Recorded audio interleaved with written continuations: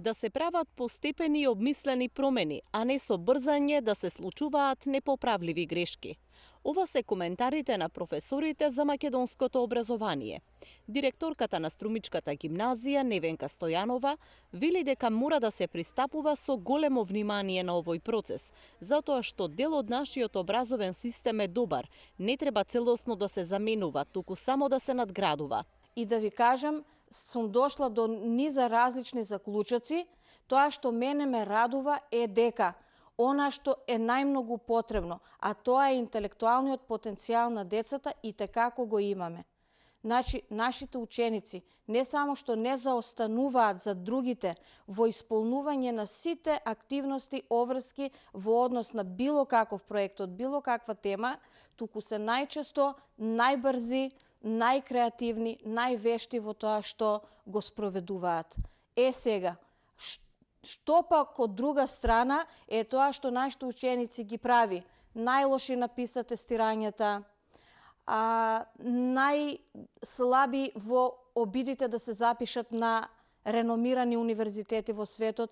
Мислам дека тоа се должи, а тоа успеав и да си го потврдам на овие размени, на овие патувања, дека тоа се должи на неуспешните обиди за трансформација, успешна трансформација на нашиот образовен систем, кој би кажала Кутриот, сите овие години е само едно експериментално глувче на разни модификации, експерименти, она што би можеле како позитивен пример да го земеме од земјите во кои што бевме, тоа се претежно земји од Европската Унија, е како без многу експериментирање, со почитување и на она што било добро и во минатите системи и превземање на истото, не отфрлање на се што било пред нас, да се дојде до еден успешен, интегриран образовен систем кој во фокусот ќе го има ученикот и во фокусот ќе го има учењето.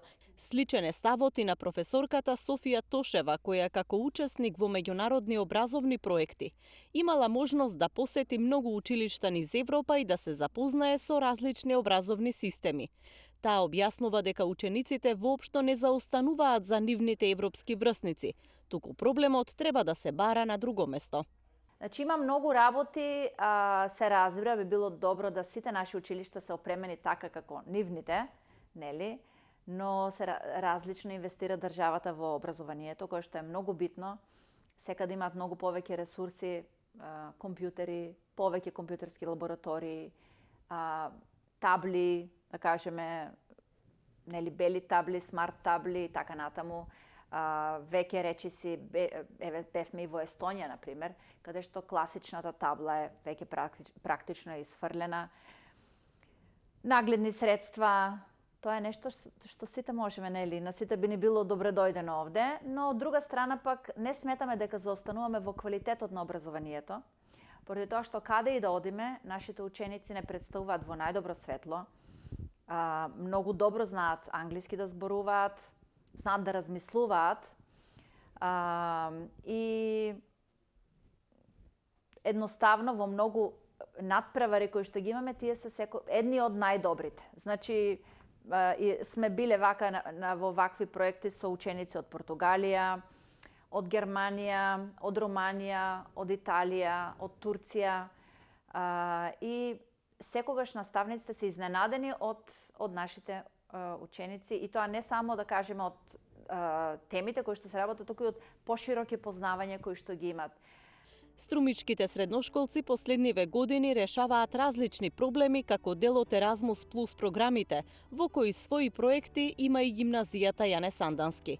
Велат дека имаат убави искуства и дека има што да се научи на ваквите размени. Мислам дека нема многу разлика во училиштата. Тука може би сме малку по-напредни со училиштето отколку во Турција. Таму в печаток ми дојде дека не користат интернет во школата, имат одредени апликации што им се забранати да користат, додека се во школа, во надвор можат. И другото е... Така исто. Да, исто.